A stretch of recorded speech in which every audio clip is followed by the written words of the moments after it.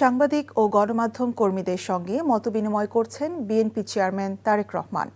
রাজধানীর বনানীর একটি হোটেলে বেলা ১১টায় এই মতবিনিময় অনুষ্ঠানে আসেন গতকালই চেয়ারম্যানের দায়িত্ব নেয়া তারেক রহমান।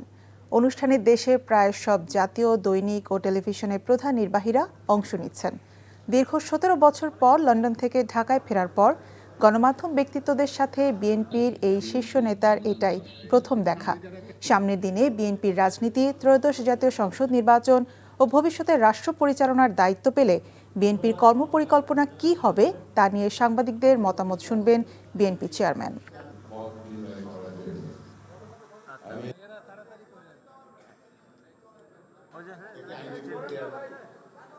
এই মুহূর্তে বনানীতে তারেক রহমানের শুভেচ্ছা বিনিময় অনুষ্ঠান থেকে সরাসরি যোগ দিচ্ছেন স্পেশাল করেসপন্ডেন্ট ইমরুল আহসান। ইমরুল, শুভেচ্ছা বিনিময়ে সাংবাদিকরা কি বলছেন?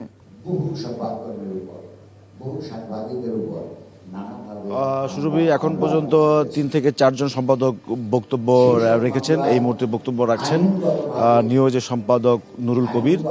এখন পর্যন্ত সাংবাদিকদের যে সম্পাদকদের তরফ থেকে যে বক্তব্যটা উঠে এসেছে যে বিএনপির কাছে যে তাদের যে প্রত্যাশা, যদি বিএনপি আগামী ১২ই ফেব্রুয়ারি নির্বাচনের মাধ্যমে যদি তারা ক্ষমতায় আসে, সেক্ষেত্রে স্বাধীন গণমাধ্যমের জন্য বিএনপি শাসন আমলে যাতে মুক্তভাবে গণমাধ্যম কাজ করতে পারে সেই প্রত্যাশা ব্যক্ত করেছেন। এবং বিগত আওয়ামী লীগ শাসন আমলে অর্থাৎ ফেসিবাদী শাসন আমলে যে অপসাংবাদিকতা হয়েছে, দু একজন সম্পাদক সেটি উল্লেখ করেছেন। আমার দেশের সম্পাদক মাহমুদুর রহমান উনি বিষয়টি উল্লেখ করেছেন যে সিনিয়র সাংবাদিকরা জেল জুলুমের শিকার হয়েছেন। সে সময় আসলে গণমাধ্যমগুলো নীরব ছিল।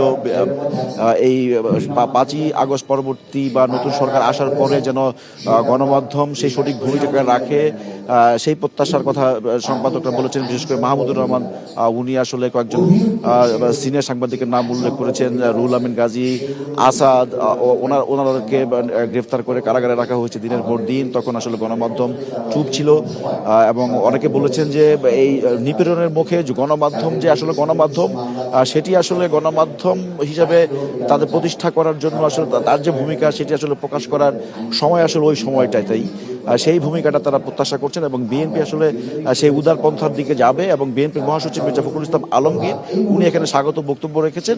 দলের চেয়ারপারসন যিনি ৩০শে ডিসেম্বর পরলোক গমন করেছেন, তার প্রতি শ্রদ্ধা উনি প্রথমে জানিয়েছেন। ২৪শে গণ অভ্যুত্থানের শহীদদের প্রতি শ্রদ্ধা জানিয়েছেন এবং তিনি প্রত্যাশা ব্যক্ত করেছেন যে বিএনপি যদি রাষ্ট্র পরিচালনার দায়িত্ব পায়, সেক্ষেত্রে তারা একটি শুধু গণমাধ্যমের স্বাধীনতাই নয়, উদার যে গণতান্ত্রিক চর্চা, সেই চর্চাটি তারা অব্যাহত রাখবেন। সবাই এখানে এখন গণমাধ্যমের সম্পাদকরা বক্তব্য রাখছেন। এখন পর্যন্ত নুরুল কবির সহ ৪ জন বক্তব্য রাখছেন। এরপরে আরও কয়েকজন সম্পাদক বক্তব্য রাখবেন। বিএনপির ভারপ্রাপ্ত চেয়ারম্যান তারেক রহমান সর্বশেষ বক্তব্য রাখবেন এবং উনি আসলে আপনি সংবাদে যেটি উল্লেখ করেছেন যে দলের পরিকল্পনা এবং গণমাধ্যম নিয়ে বিএনপির যে পরিকল্পনা, সেটি হয়তো উনি এখানে তুলে ধরবেন। শুরুই জানছিলাম সাংবাদিক ও গণমাধ্যম কর্মীদের সঙ্গে তারেক রহমানের শুভেচ্ছা বিনিময়ের খবর।